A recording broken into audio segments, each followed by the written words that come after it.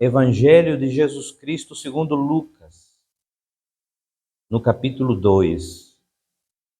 Vamos ler apenas os versos 10 e os versos 11. Evangelho segundo Lucas, capítulo 2, versos 10 e 11. E a palavra do Senhor diz assim: Todavia, o anjo lhes revelou: Não temais, eis que vos trago boas notícias de grande alegria e que são para todas as pessoas. Amém? Hoje, na cidade de Davi, vos nasceu o Salvador, que é o Messias, o Senhor. Amém? Feche seus olhos. Pai, nós queremos louvar o teu nome, te agradecer e engrandecer pela tua fidelidade em nossas vidas, pela tua maravilhosa graça, pelo teu amor incondicional. Pai, tu és um Pai de amor, um Deus da eternidade. Nós queremos, Senhor, te agradecer pela tua palavra que é viva, que é eficaz. E de maneira especial, por este tempo que nós celebramos o nascimento de Jesus. Pai, que nós lembramos que o Senhor enviou seu Filho, seu único Filho, para morrer em nosso lugar, para que todo aquele que nele crê não pereça, mas tenha vida eterna. E por isso nós te agradecemos, Pai.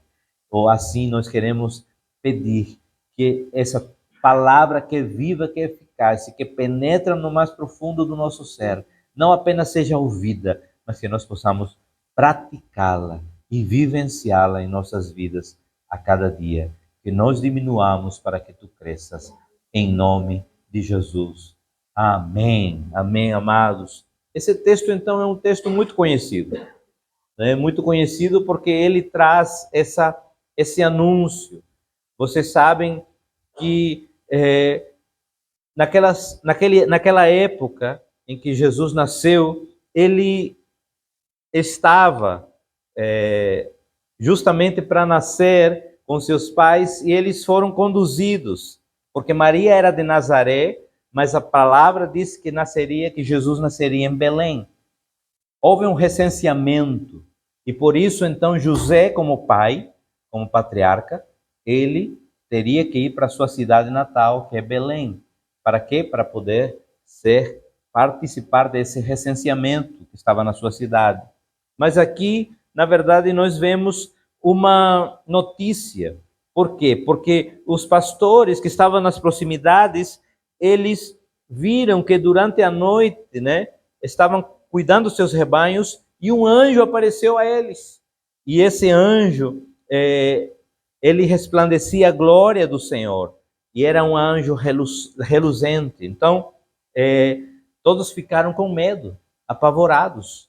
E o que aconteceu aqui? O anjo lhe disse, olhe, verso 10, diz assim: Todavia o anjo lhes revelou, não tenha medo, não temais. A primeira coisa, quando a gente vê alguma coisa reluzente, alguma coisa assim, muito diferente do que estamos acostumados a ver, a gente tem medo. Só que o que Jesus estava falando, ou perdão, o anjo estava falando? Não tenha medo, eis que vos trago boas notícias de grande alegria. Obrigado. Vos trago boas notícias de grande alegria e que são para todas as pessoas. Quando o anjo está falando aqui, boas notícias são boas novas. Boas novas é aquilo que você recebe para alegrar o seu coração. Quando você recebeu uma notícia boa, ou quando você recebe uma notícia boa, você se alegra ou você fica triste? Imagina aí que daqui a pouco você receba aí no seu telemóvel a notícia: olhe, você ganhou 1 milhão de euros. Vou ver gente aqui pulando de alegria. Só que essa boa notícia, esse presente, ele não é um presente financeiro. Ele não é um presente material. Ele não é um presente palpável no sentido da gente pegar e dizer, agora é meu. Não, é um presente para a eternidade. E esse presente para a eternidade é Jesus Cristo. Ele disse assim: não temais, que que vos trago boas notícias de grande alegria. E um detalhe, não é apenas para vocês, é para todas as pessoas. O que diz João 3,16? Não precisa abrir. Porque Deus amou tanto o mundo, que enviou seu Filho unigênito, para que todo aquele que nele crê não pereça, mas tenha vida eterna. Aleluia. O autor dos Hebreus vai falar da tão grande salvação. E essa tão grande salvação que é o presente. É o nosso presente. É, ou como se fala em espanhol, regalo. Esse é o nosso presente. Jesus Cristo é o presente que Ele deu não apenas à Igreja Ágape, não apenas a você como família, mas está disponível para toda a humanidade. Mas aí, amados, conforme foi passando o tempo, houve deturpações dessa data tão importante. E aí surgiu um personagem que mais ou menos surgiu na década, no século IV depois de Cristo. E, segundo essa tradição, era um homem bondoso, que gostava de crianças, principalmente de crianças pobres, e que dava presentes. E essa figura, mais tarde, ficou imortalizada como símbolo dessa época. Ele se chamava São Nicolau. E depois foi conhecido como Papai Noel. Ou, aqui em Portugal, como Pai Natal. Ou como Santa Claus. O tempo passou e o mito tomou o lugar de uma pessoa, ou seja, o lugar de Cristo. O Natal foi paganizado e secularizado. O sentido do Natal, ele mudou, porém, ele está, né, na contramão do verdadeiro sentido do Natal. Porque o verdadeiro sentido do Natal é Cristo. José e Maria, então, não encontraram lugar em Belém. A cidade estava lotada por conta do recenseamento. Então, muitas pessoas, elas saíram dos seus lares, estavam em outras cidades para poder voltar para a sua cidade para o recenseamento. Não havia lugar em nenhuma hospedaria. E a hora de Jesus nascer tinha chegado. E por não ter encontrado espaço entre os homens para nascer, ele nasceu numa estrebaria, ele nasceu num estábulo, ele nasceu num abrigo de animais. O Filho de Deus, o Rei dos Reis, não nasceu num palácio. Ele não nasceu num lugar luxuoso. Ele não nasceu num hotel de 5 estrelas. Ele nasceu à luz aberta, campo aberto talvez, com mais de milhões de estrelas. Ele nasceu numa manjedoura. Aquele que é o Criador e o dono do mundo não nasceu num berço de ouro, mas num berço de palha. Aquele que dirige os céus e a terra, ele nasceu. Cujo governo, está sobre seus ombros. Ele se esvaziou de si mesmo em forma humana. Chegou aqui entre nós. Jesus Cristo, o Senhor. Naquela noite, em Belém, o sol da justiça nasceu. E o anjo de Deus desceu do céu e anunciou aos pastores que guardavam seus rebanhos e disse assim: não temais, eis que vos trago boa nova de grande alegria. É hoje que entre vós nasceu, na cidade de Davi, o Salvador, que é Cristo o Senhor. A mensagem natalina, então, amados, ela vem do céu. Ela tem sua centralidade não nos anjos, não em Maria, não em José, mas, e muito menos em Papai Noel, mas em Cristo Jesus, o Salvador. Aleluia. E aqui eu gostaria, amados, justamente de declarar 3 verdades que o verso 11 nos traz. 3 verdades. A primeira é que Jesus é o Salvador. Hoje, na cidade de Davi, vos nasceu o Salvador. E precisamos compreender isso, amados, porque Deus cumpre sua palavra. Jesus, como tinha falado anteriormente, ele deveria nascer em Belém, a cidade de Davi. E para isso, Deus, ele move coração de reis e de homens. O que aconteceu? Ele moveu o Império Romano. O Império Romano era quem dominava naquela época. E ele moveu justamente para que acontecesse esse recenseamento. Olhe, não tenha dúvida que quando Deus quer operar a sua vontade, ele move corações de homens, de reis, de presidentes. Não há jeito, porque Deus é o soberano do universo. Não existe nenhum coração, por mais duro que seja, que não se renda à sua voz. Pode não se render ao seu senhorio, pode não se render ao entendimento de que Ele é o Salvador, mas Deus move céus e terras e a sua vontade ela é soberana. Nada do que acontece aqui na terra, amados, passa desapercebido a Deus e muito menos sem a sua autorização. Lembra na história de Jó? O inimigo, para mexer com Jó, teve que pedir permissão a quem? A Deus, porque Ele é soberano. Não há nada que aconteça aqui na terra. Então esse recenseamento foi feito. E com isso, a jovem Maria, que estava grávida, em Nazaré, na Galileia, subiu para as montanhas de Belém, da Judeia. Porque José era belemita e deveria então se alistar na sua cidade natal. E a palavra de Deus, ela não pode falhar. A palavra de Deus, ela se cumpre. Jesus então foi anunciado pelo anjo como Salvador. Ele recebeu o nome de Jesus exatamente porque ele veio salvar o seu povo dos seus pecados. Lembram? Antigamente então existia, o sacerdote precisaria sacrificar o cordeiro, um cordeiro sem mácula, um cordeiro puro, limpo. Para quê? Para que anualmente o povo de Israel fosse perdoado dos seus pecados. Mas agora Jesus, ele vem como aquele cordeiro, sem mácula, limpo, puro e perfeito, para que o sacrifício não seja mais anual, mas de uma vez por todas, para sempre e disponível para toda a humanidade. Aí então nós precisamos entender, Jesus ele nos salva não pelo seu exemplo nem pelos seus ensinamentos, mas pela sua morte. Jesus, ele nos salvou na cruz. A cruz de Cristo é por isso que é o símbolo do cristianismo. O que diverge da Igreja Católica para a Igreja Evangélica? Que nós entendemos que Cristo não está mais aqui nesta cruz, porque ele ressuscitou e vive.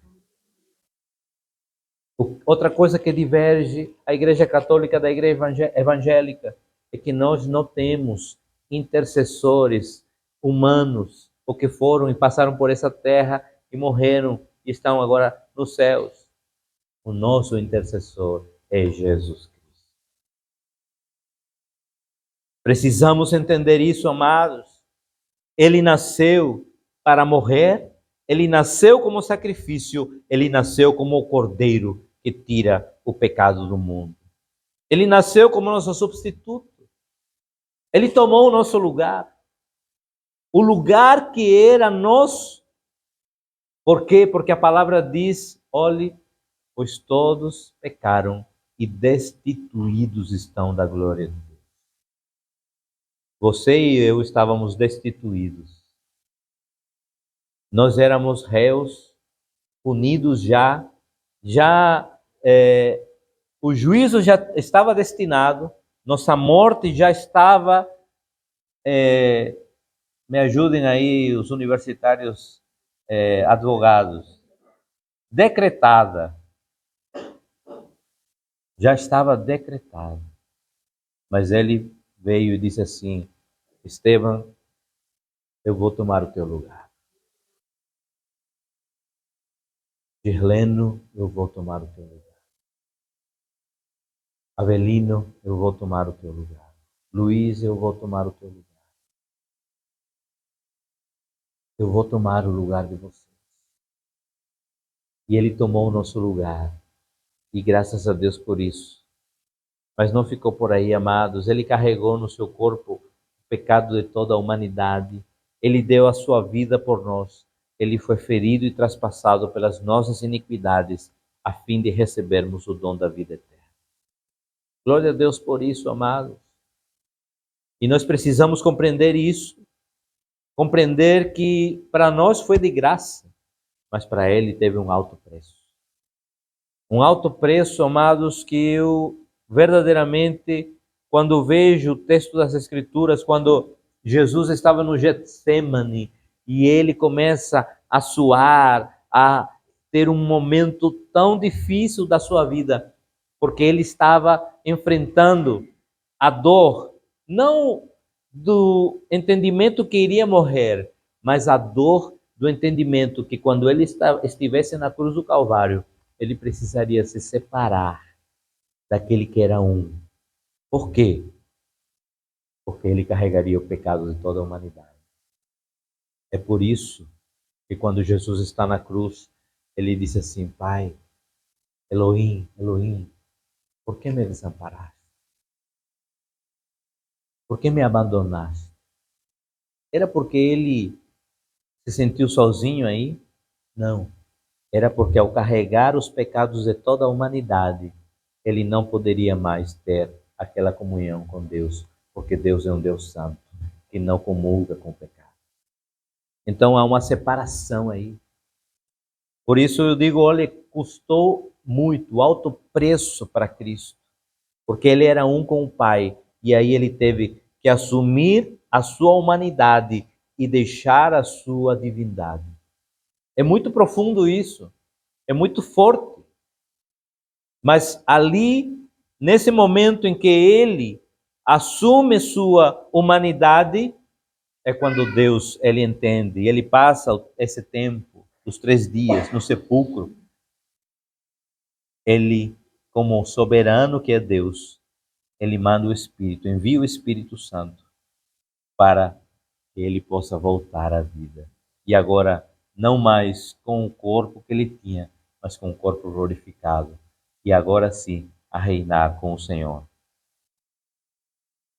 Os sacrifícios, então, amados, que nós podemos ver, está em Isaías 53. Se você quiser, vamos ler Isaías 53, vamos ler o capítulo todo.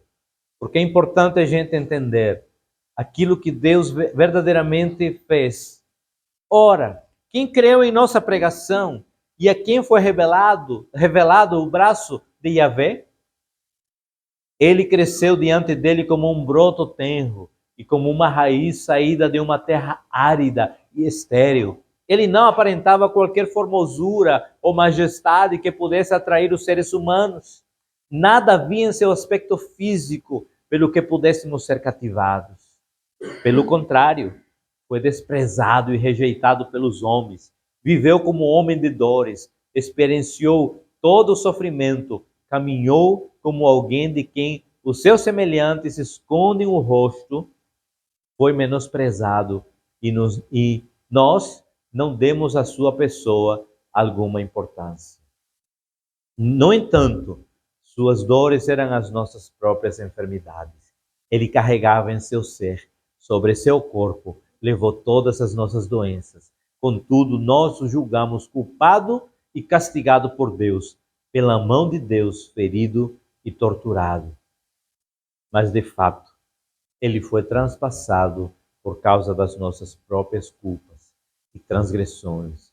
Foi esmagado por conta das nossas iniquidades. O castigo que nos propiciou a paz caiu todo sobre ele, e mediante suas feridas fomos curados. Em verdade, todos nós, tal como ovelhas perdidas, andamos errantes.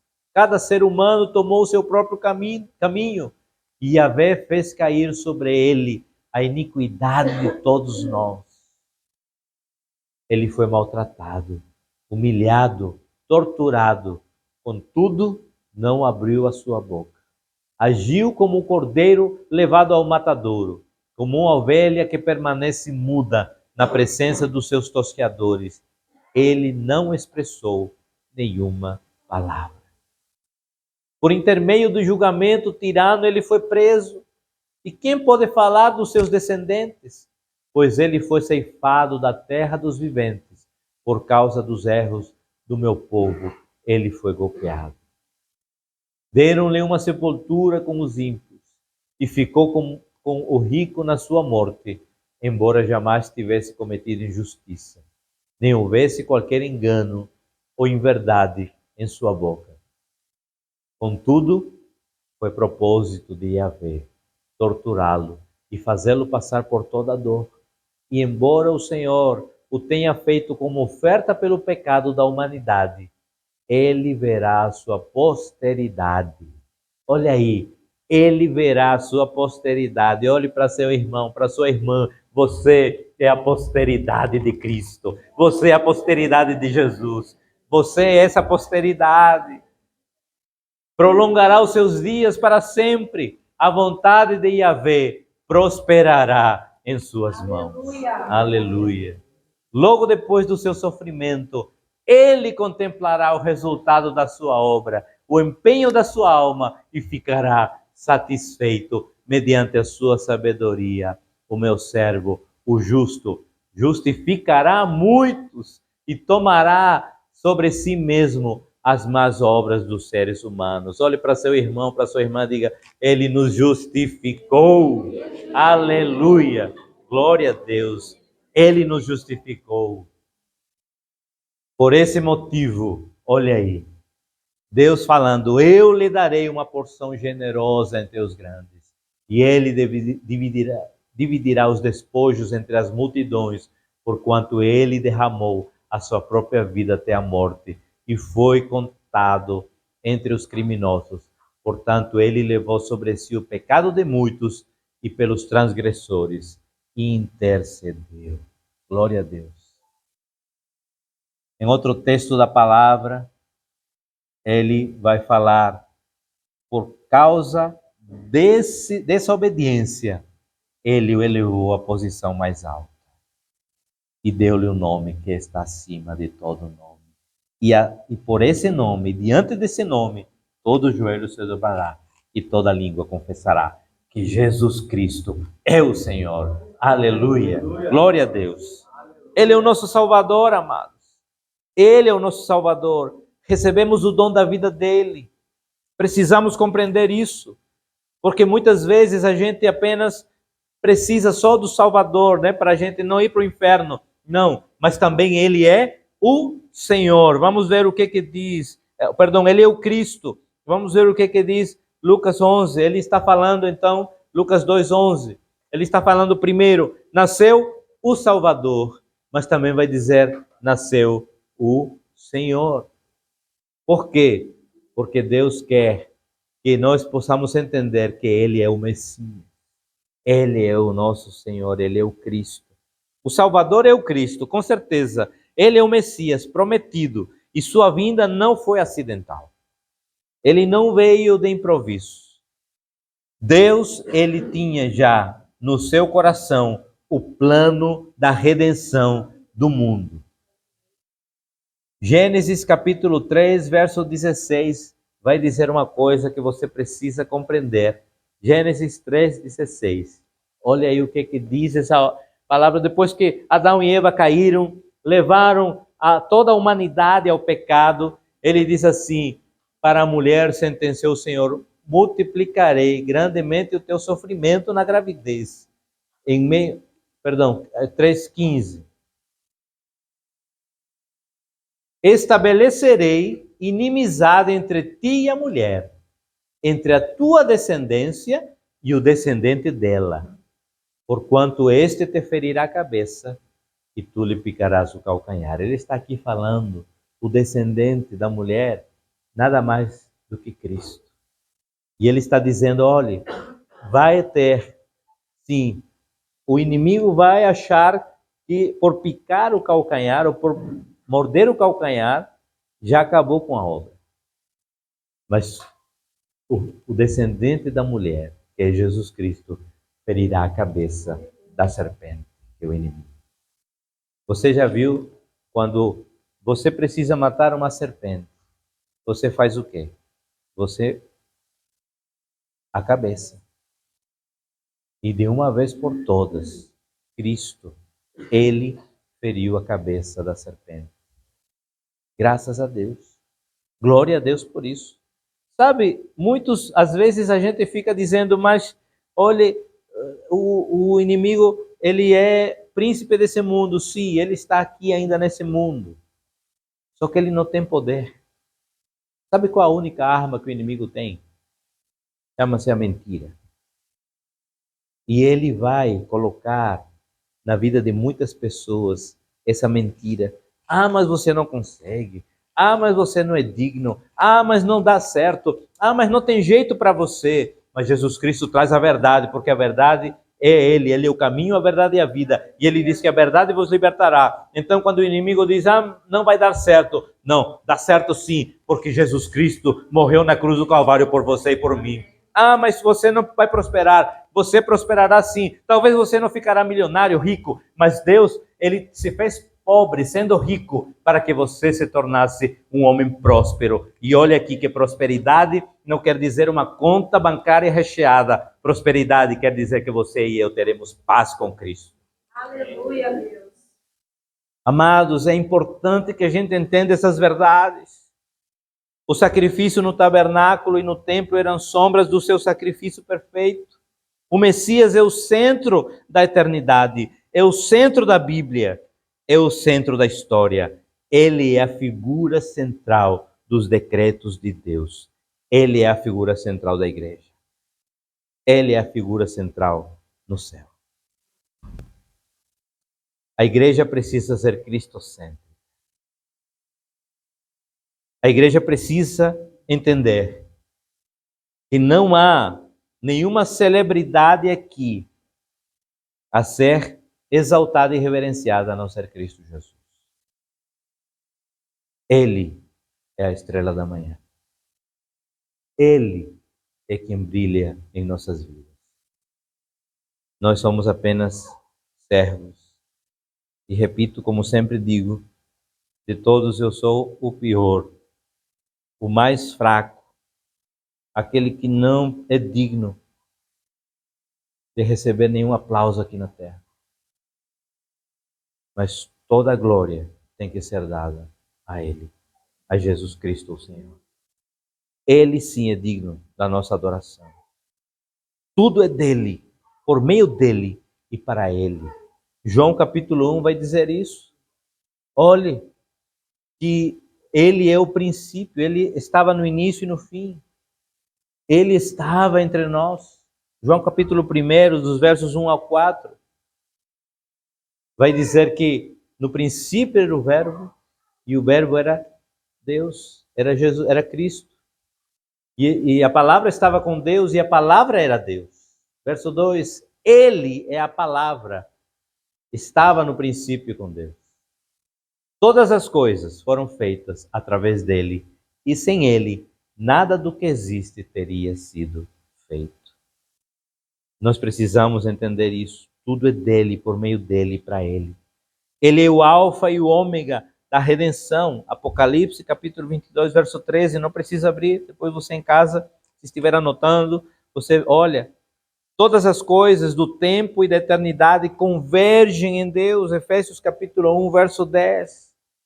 Todas as coisas nele subsistem. Colossenses capítulo 1, versos 17 e 18.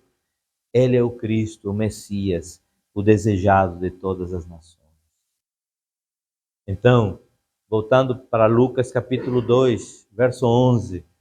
Jesus não apenas é o Salvador, mas ele também é o Cristo, o Messias, o desejado das nossas almas. Mas também há outra característica. Ele não é apenas o Salvador, que é o Messias, mas é também o Senhor. Jesus Cristo é o Senhor. Jesus, ele é o Salvador, é o Messias, mas também é o Senhor, porque ele é o Rei dos Reis, ele é o Senhor dos Senhores. Todos os poderes do universo estão sob o seu governo. O que ele disse em Mateus capítulo 28, verso 18? Toda autoridade me foi dada nos céus e na terra. Portanto, vão e façam discípulos de todas as nações, batizando-os em nome do Pai, do Filho e do Espírito Santo. E eis que estou convosco todos os dias até a consumação do século. Interessante, né? Tem outra versão aí, né? Mas é isso, verso 18, perdão. Então Jesus, aproximando-se deles, lhes assegurou: toda a autoridade me foi dada no céu e na terra. Ele tem o domínio de todas as coisas, amado. Ele tem o domínio de tudo. Tudo. Todos os poderes do universo estão sob o seu governo. Ele está à destra de Deus Pai e ele tem o livro da história em suas mãos. Ele governa as nações e reina absolutamente sobre sua igreja. Você e eu somos essa igreja, amados. Você e eu somos essa igreja e ele é o nosso rei. Ele é o nosso Senhor. Ele é o nosso soberano. Não existe ninguém. Ele é o supremo pastor. Ele é. Então nós precisamos compreender. Ele recebeu o nome que é sobre todo nome. O nome que, diante desse nome, todo joelho se dobrará e toda língua confessará que Jesus Cristo é o Senhor. Glória a Deus por isso. Aquela criança, então, que nasceu em Belém, que tem o cetro do universo em suas mãos, ele é maior do que o César que estava naquela época. Ele é maior do que aqueles que se acham aqui tão maiores como o presidente dos Estados Unidos, como o presidente da Rússia, ou outras personalidades. Ele é maior do que todas essas pessoas. Ele é maior do que todos os reis deste mundo. Ele é o soberano do universo. Diante dele, todos os reis precisam se dobrar. Aos seus pés, todos precisam depositar suas coroas. E precisamos conhecer esse Jesus, que é o Jesus do Natal. Esse é o Jesus. Não é o Jesus que às vezes você olha em forma de Papai Noel, não. Jesus Cristo, ele é o nosso Salvador. Ele é o Messias. Ele é o nosso Senhor. Muito mais do que lembrar, então, de um bom velhinho com barba branca distribuindo presentes e segurando sua barriga e dizendo, oh, oh, oh, oh. Devemos lembrar de um homem que viveu nessa terra apenas 33 anos.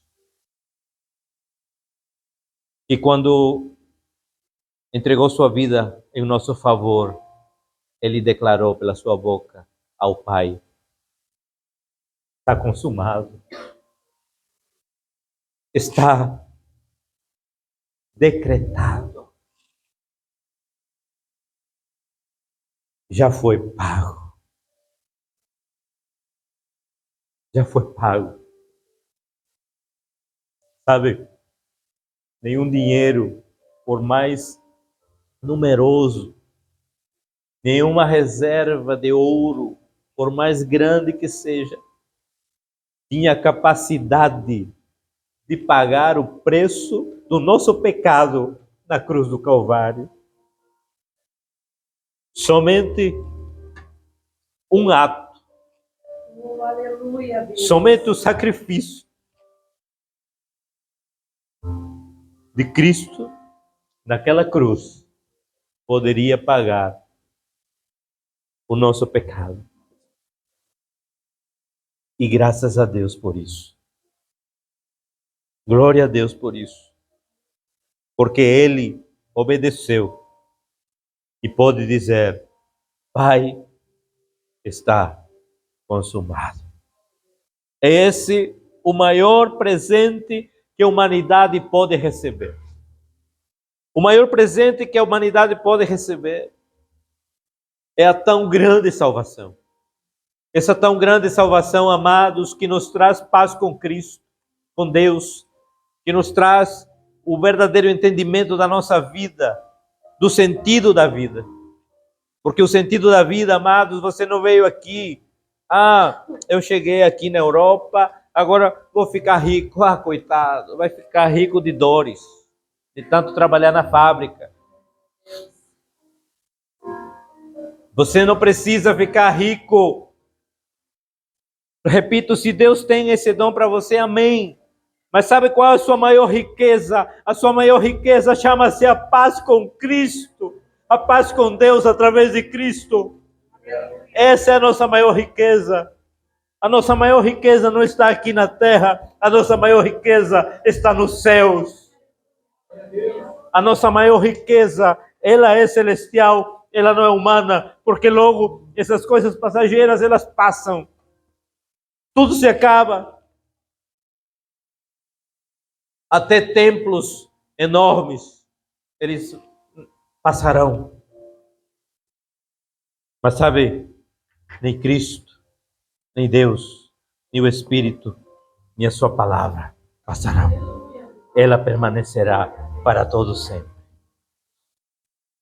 Essa é a verdadeira história do Natal.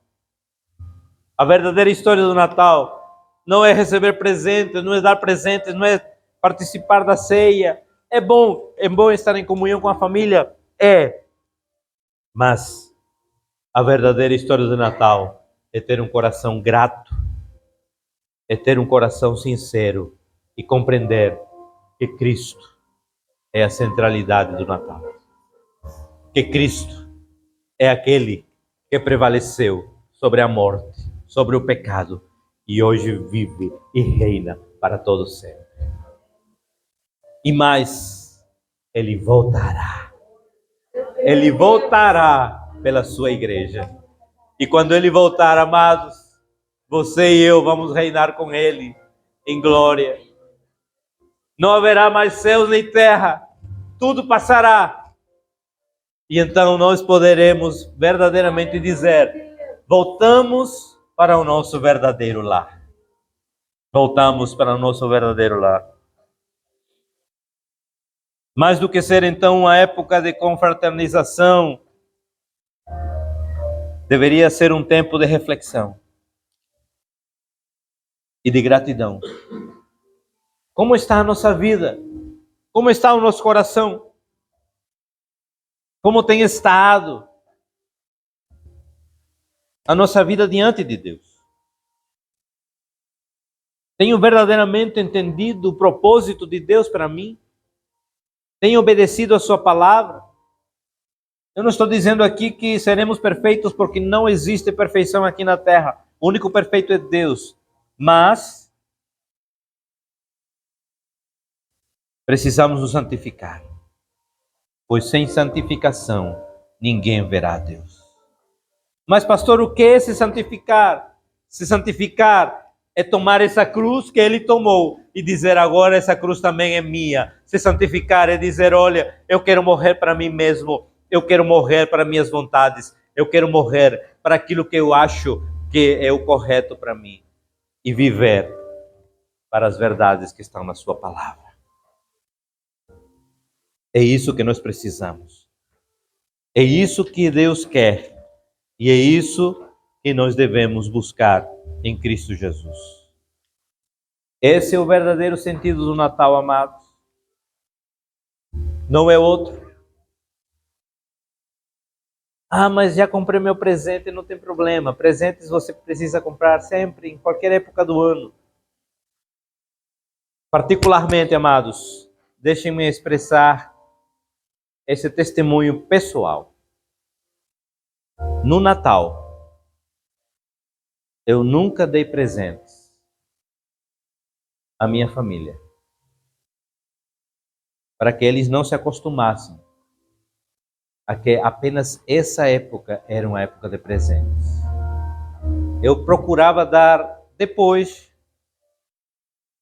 para que Jonathan, quando eu fosse pequeno, entendesse: ah, não, porque é época de Natal, então tem que ter presente. Porque eu queria que ele entendesse que o maior presente do Natal é Jesus Cristo. Esse é o maior presente do Natal. Não está errado dar presentes, mas apenas precisamos colocar no coração dos nossos filhos, da nossa família, o verdadeiro entendimento do Natal, para que eles possam crescer firmes e entender que presente pode ser em qualquer data do ano. Mas o maior presente que a humanidade recebeu chama-se Jesus Cristo, o nosso Senhor, Salvador e o nosso Redentor. Glória a Deus.